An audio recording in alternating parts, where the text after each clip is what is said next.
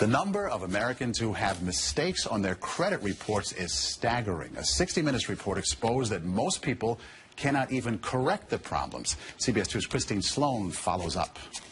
Meg Pasternak says a mistake on her credit report nearly destroyed her credit. We had to present so much documentation to say this wasn't ours, and then we still had to pay something to get rid of it. Pasternak says it took months to resolve the problem. You feel kind of helpless because they got you under the gun if you need to get a new car or a house or for anything. Pasternak is not alone in her frustration. A new government study finds up to 40 million Americans have mistakes on their credit reports. But an investigation by Steve Croft on 60 Minutes finds most people get nowhere trying to correct an error. Ohio's Attorney General tells Croft that is a clear violation of a federal law. The federal law says that if you believe that there is a mistake, you can go to them and they have an obligation to do a reasonable investigation.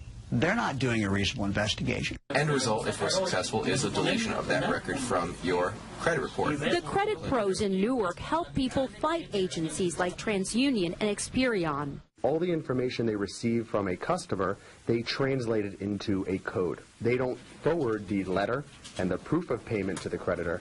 They just forward the 3-digit code. So the best way to protect yourself? Go directly to the creditor rather than going to the credit bureau themselves. Another good habit to get into, check your credit report periodically to make sure there are no changes.